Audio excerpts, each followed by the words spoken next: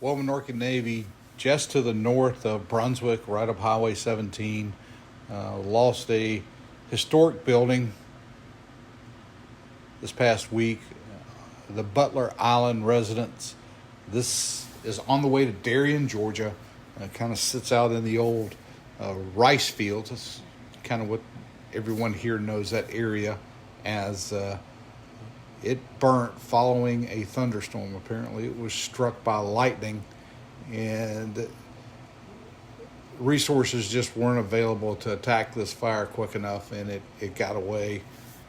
It was, up in the attic when it got started, even visible from Interstate 95.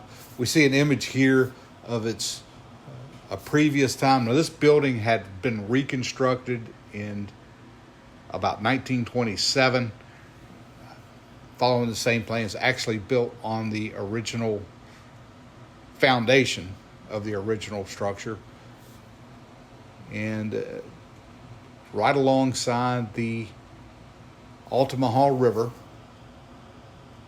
in McIntosh County, and the remains of it, here nothing left the following morning.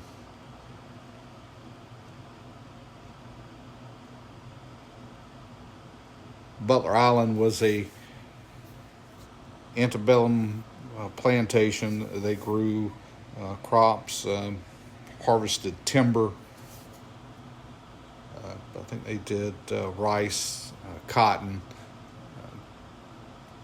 probably a few other crops as well.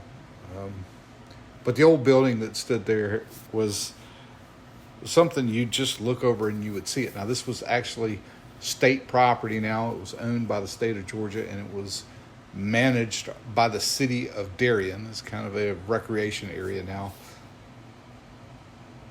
They had a boat launch, a kayak launch off the property, and a little fishing pier that used to be the former U.S. Highway 17 that was accessible to folks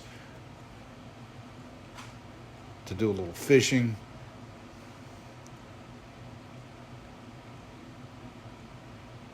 But the structure now gone.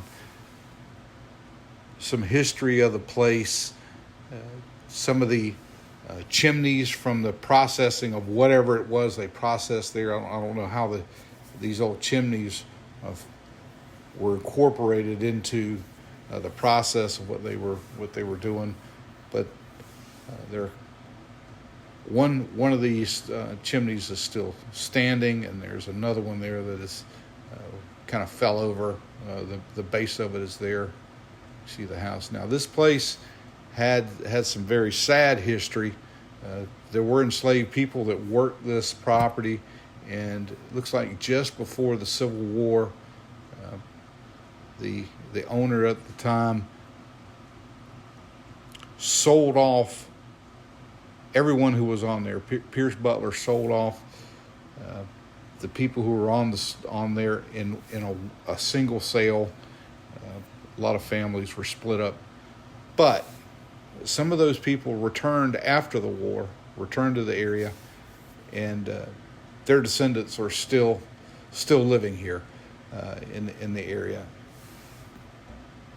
Another historical marker here about Fanny Kimball and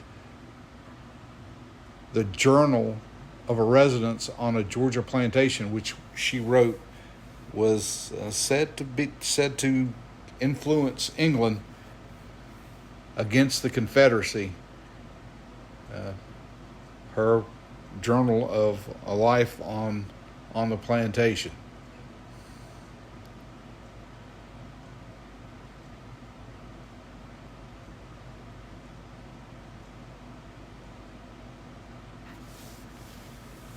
Now, that family also had some other authors that wrote some books that were significant at the time.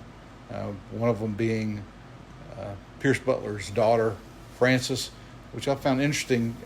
He returned following the war, but died a year later. His daughter, however, continued to manage the workings of the of the farm, the plantation there, and wrote another book. And not to mention, she had a nephew that was pretty well known as an author as well. Spent some time there on the plantation. But the house is gone now. Pile of rubble.